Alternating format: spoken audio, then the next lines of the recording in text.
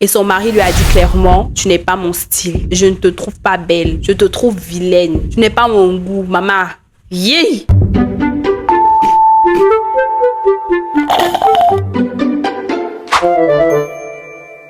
Hello mes sucres, on dit quoi? J'espère que vous allez bien, moi je vais très très bien par la grâce de Dieu. Bienvenue dans notre top show, on se sucre! Je vais venir avec un extrait de vidéo pour qu'on regarde ça ensemble et je compte sur vous pour bien recevoir le thé du jour. Déjà, enfant, les gens m'ont toujours dit que je suis une laide personne. Donc, avant, ça ne me dérangeait pas, ça venait de la famille. On me disait toujours que mais elle est laide. Quitte ici, même quand il y a un groupe d'enfants qui jouent, on me met toujours de côté. Et quand j'arrive, je suis mariée, ils me comparent à d'autres femmes. C'est devenu frustrant. Ils me rabaissent, jamais des paroles valorisantes. Quand il revient, dès que je veux l'accueillir, c'est pas ça. Il m'a dit non, ne me sers pas à manger.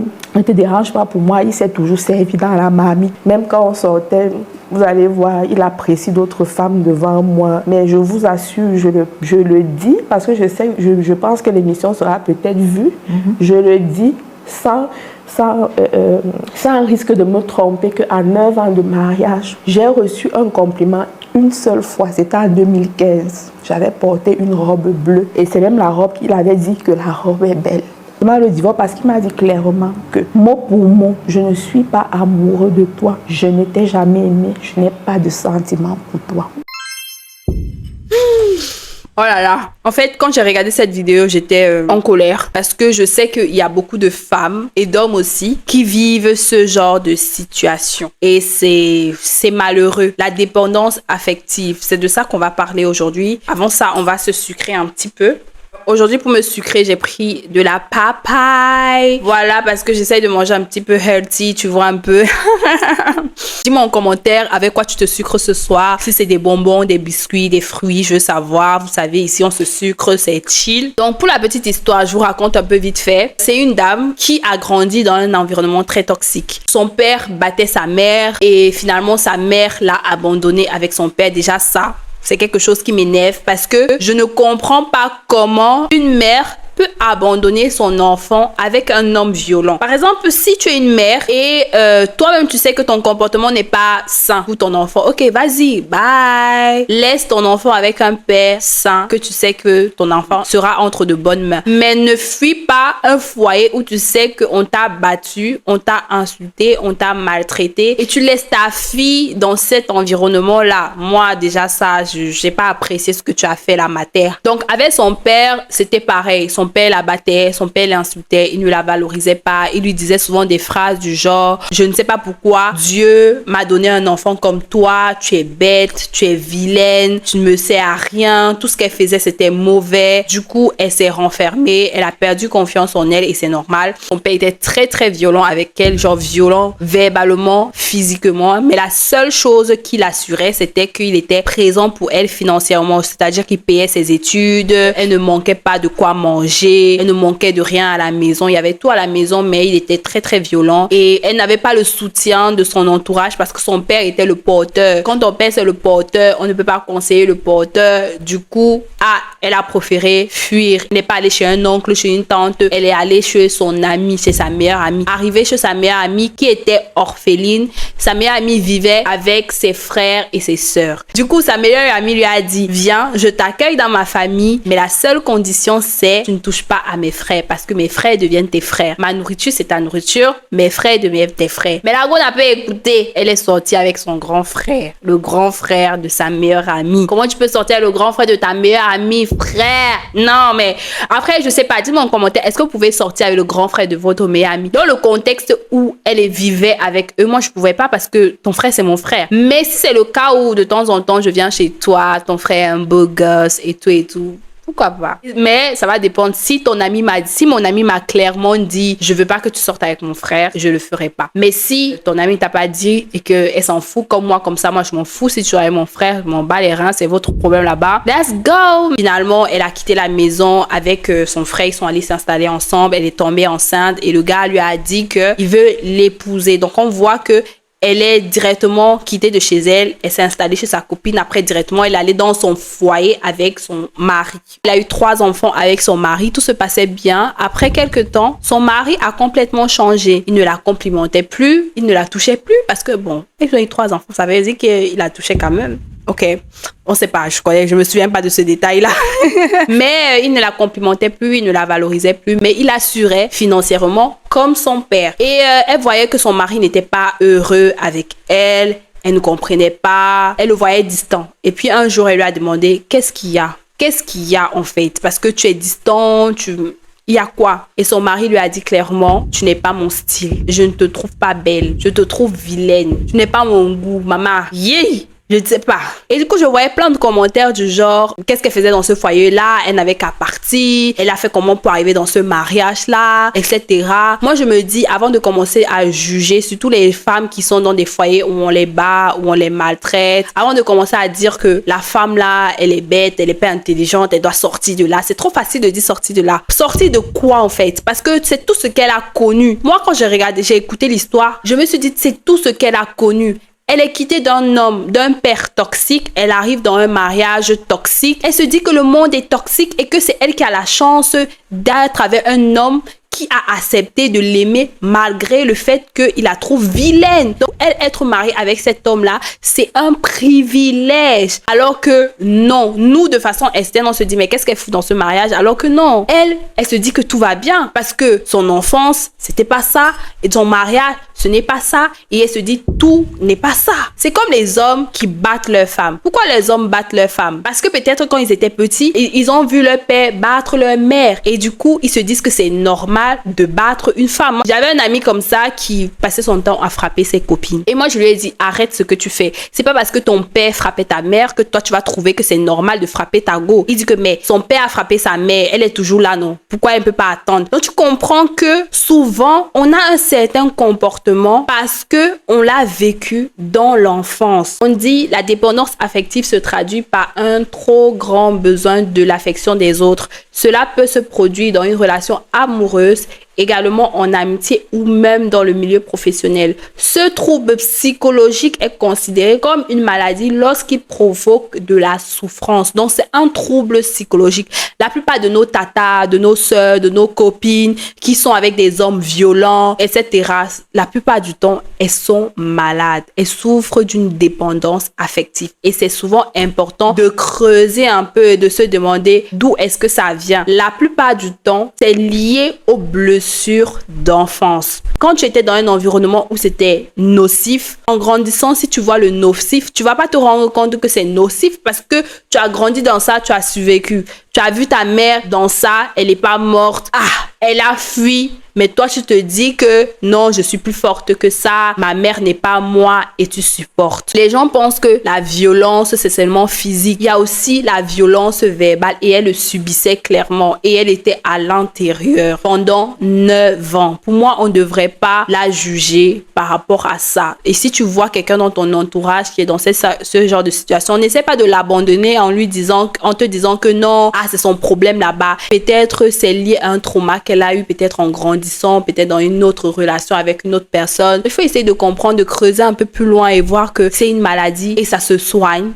voyez aussi des commentaires du genre, c'est spirituel, il faut que tu partes prier pour ton mari, il faut pas le quitter. Tu vois les choses qu'on voit en Afrique là. Ton mari te bat, on te dit que oui, c'est la sorcellerie. Tu pries pour lui. Tu pries pour lui pourquoi? Tu pries pour lui, oui, parce qu'il faut prier pour ses amis et pour ses ennemis. Mais tu pries pour toi aussi. Tu pries pour toi, tu ne restes pas quelque part où il n'y a pas la paix. Dieu te dit, protège ton cœur plus que toute autre chose parce que c'est dans ton cœur que tout se passe. C'est de l'intérieur que tout se passe avant l'extérieur. Quand ton cœur n'est pas protégé, quand ton cœur n'est pas en paix quelque part, que ce soit dans un environnement familial, amical, professionnel, maman, prends tes pieds et tu pars. C'est pour ça que je me suis lancée dans l'entrepreneuriat parce que j'ai compris que mon cœur ne peut pas supporter ça en fait. Certes, j'ai des gourmands dans l'entrepreneuriat, mais je supporte mieux ça que dans le monde professionnel parce que je suis quelqu'un, je n'aime pas l'injustice, je n'aime pas la méchanceté gratuite. Donc quand je vois ça dans un milieu professionnel, ça me dérange et je pars. Je fais partie que de me battre. Et c'est pareil dans les relations amoureuses. Aujourd'hui, je suis mariée avec un homme qui me traite vraiment comme une princesse. Pourquoi je suis attirée par ça? Parce que je suis habituée habituée à être traitée comme une princesse parce que tout au long de mon enfance, mon père m'a toujours traitée comme une princesse. Je suis sa star jusqu'à aujourd'hui, même je suis sa star. Il a 3 ou 4 téléphones, tous ses téléphones sont fond d'écran. Il m'appelle mon bébé, ma princesse, ma star. Je suis son petit chou à la crème, tu vois un peu. Et pour moi, c'est inconcevable d'être avec un homme qui ne va pas me traiter comme ça. Donc tu comprends que ce que tu as vécu dans l'enfance, la relation que tu as eue avec tes parents a un impact sur tes prochaines relations amoureuses surtout parce que la plupart du temps, quand on est petite, on est amoureuse de notre père. En grandissant, les hommes, ils cherchent toujours des petits traits de caractère de leur mère en leur femme. Et c'est ce que le monsieur a dit puisqu'elle a demandé que pourquoi tu m'as donc épousée. Il a dit parce que tu me rappelais ma mère. Ma mère était comme toi, elle était serviable, bonne femme de ménage et tout ça et tout ça. C'est pour ça que je me suis dit que tu ferais une bonne femme pour moi. Mais avec le temps, je me suis rendu compte que non, parce que je ne te trouve pas jolie. Aujourd'hui, il faut souvent s'asseoir et observer les réactions que l'on a parce que souvent quand on est trop en colère, qu'on est en bout, qu'on est insecure, c'est lié à quelque chose parce qu'on ne naît pas comme ça. Par exemple, j'ai une amie et là j'étais témoin, c'est même pas un truc qu'on m'a raconté. Sa mère passait tout son temps à la comparer à sa sœur. Sa mère passait tout son temps à lui dire ouais, tu peux pas être comme ça comme ta sœur, tu peux pas être comme ça comme Audrey parce qu'à un moment sa mère commençait à la comparer à moi. Tu peux pas être comme ça comme Audrey, machin. Et aujourd'hui, bon, elle est plus comme ça, mais avant ça, elle a grandi avec un grand manque de confiance en elle. Elle passait toute sa vie à se comparer aux autres. Dans ses relations amoureuses, dès qu'elle voit son gars parler avec une autre fille, elle commence à se comparer. Elle n'est pas en place. Parce que tout est lié. C'est une maladie qui vient de longtemps, d'une situation lointaine, ok? Donc, il faut vraiment pas prendre ça à la légère. Maintenant, les conseils. Comment soigner la dépendance affective? Comme j'ai dit précédemment, il faut aller voir un professionnel de la santé mentale. Il faut aller à l'église, essayer d'avoir une relation avec Dieu, mais pas juste aller à l'église pour être à l'église. Connaître son identité en Christ, c'est-à-dire que te voir comme Dieu te voit. Parce que si tu pars chez un professionnel de santé, on va te donner des médicaments, tu vas aller voir un psychologue, il va te dire non, vous êtes belle, vous devez... Parce que les choses qu'on voit sur Internet, on va dire oui, il faut te regarder dans le miroir. Tu vas dire je suis belle, je suis intelligente. C'est bien, hein, parce qu'il faut déclarer les choses par la parole, mais c'est pas assez. C'est pas suffisant. Et c'est là où connaître son identité en Christ est crucial. Parce que c'est le Dieu qui est en toi qui pourra te révéler réellement qui tu es. Et moi, j'ai vraiment apprécié parce que dans la vidéo, elle dit qu'aujourd'hui, elle a une relation avec Dieu. C'est ça qui l'a même aidé à guérir de ça. Et elle n'attire plus ce genre d'homme. Parce qu'une chose est sûre et certaine, c'est que quand tu n'as pas confiance en toi et que tu souffres d'une dépendance affective, même si tu quittes la personne, la prochaine personne, si tu ne guéris pas, la prochaine personne, ça sera la même chose. Ça sera la même chose premièrement parce que tu as attiré ce genre de personne. J'ai tellement travaillé sur moi, j'ai tellement consolidé ma relation avec Dieu, genre mon identité avec Dieu que quand je suis en face de quelqu'un avec qui énergétiquement ça ne matche pas, on ne s'attire pas, que ce soit amicalement, que ce soit dans le travail. Donc quand je pars quelque part et que énergiquement je sais que tu es mauvais, je ressens ça. L'autre jour je disais même en story que j'ai rencontré une fille qui avait l'air parfaite et tout, et puis le Saint-Esprit m'a dit meuf, fais pas confiance à cette fille là. Donc directement mon corps l'a rejetée. Quand tu arrives au niveau que tu vibres énergiquement à un certain niveau, ça sera difficile pour toi d'attirer les personnes qui sont plus basses que toi. Et quand tu vibres énergétiquement au bas niveau, tu attireras des personnes au bas niveau. Donc, si tu n'es pas guéri de ta dépendance affective, tu vas toujours attirer des personnes qui vont te faire souffrir. C'est pour ça qu'on voit certaines femmes qui disent que oui, je tombe toujours sur ce genre de gars, je tombe toujours sur les F-boys, je tombe toujours sur les mauvaises filles, sur les mauvais patrons, sur les mauvaises amies. Parce que quoi? Parce que toi-même, inconsciemment, tu souffres de quelque chose. Inconsciemment, tu attires ça. Donc, il faut te poser et te dire que, ok, qu'est-ce qui ne va pas pour que tout le temps j'attire ce genre de personnes? Essayer de traiter ça. Et pour cela, il faut connaître ton identité en Christ. Ce n'est pas te connaître, ce n'est pas te juger en fonction de l'argent que tu as. Non. Parce que les gens vont dire, oui, je suis riche, je marche plus avec les pauvres. Ce n'est pas ça. Ce n'est pas à cause de l'argent. C'est pas par rapport à un standard de beauté. C'est par rapport à qui tu es intérieurement. Et qui tu es intérieurement, c'est le Christ qui est en toi et c'est lui qui te révèle ta réelle identité. Ça, c'est mon côté. Vous connaissez déjà ici. Si tu me suis un peu, tu me connais. Maintenant, si tu as d'autres explications par rapport à toi, n'hésite pas de mettre en commentaire. Vous savez, ici, on se sucre. C'est dans la paix et dans la communication. La deuxième chose qu'il faut faire, c'est de connaître ta valeur. De ne pas te voir en fonction de ce que les gens pensent de toi. Il faut vraiment apprendre à te détacher du regard des autres. Moi, personnellement, je suis arrivée au niveau où si tu me dis, Audrey, tu es vilaine, je vais rigoler. C'est comme si tu m'appelais Sandrine. Ça ne me concerne pas. Ce n'est pas moi. Ce n'est pas moi en fait, parce que je vis tellement haut, je connais tellement qui je suis, je connais tellement mes forces, mes faiblesses.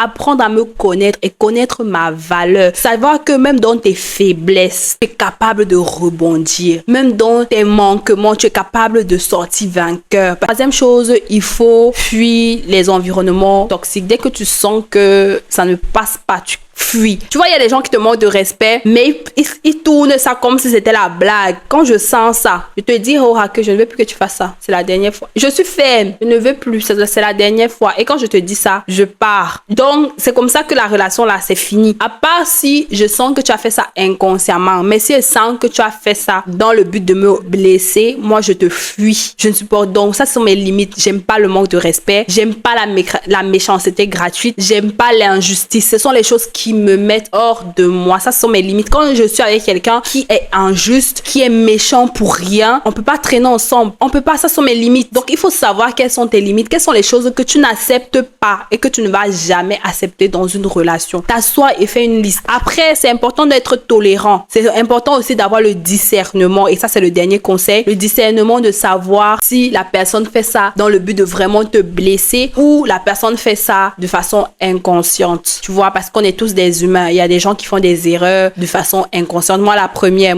et je sais que j'ai déjà eu à blesser certains de mes amis inconsciemment. Mes amis savent que si je fais un truc, il faut me dire que je t'ai fait ça t'a énervé parce que moi-même, je suis comme ça. Et la plupart du temps, quand je fais les choses et que je me rends compte que ça t'a blessé, je m'excuse. Mais quand tu sens que la personne fait ça pour te faire mal là, donc il faut apprendre à développer son discernement. Et nous, les femmes, on a naturellement ce fort discernement mais que les hommes peut-être n'ont pas trop. Et c'est pour ça que notre spiritualité doit vraiment être haute parce qu'on a cette facilité à être vraiment plus connecté avec Dieu. C'est comme ça qu'il nous a créés. La plupart des femmes, elles sont comme ça. Et voilà quoi. Bon, ça, c'était mon avis sur le sucrement du jour. Et on se dit à très vite pour le prochain épisode de On se sucre. Bisous.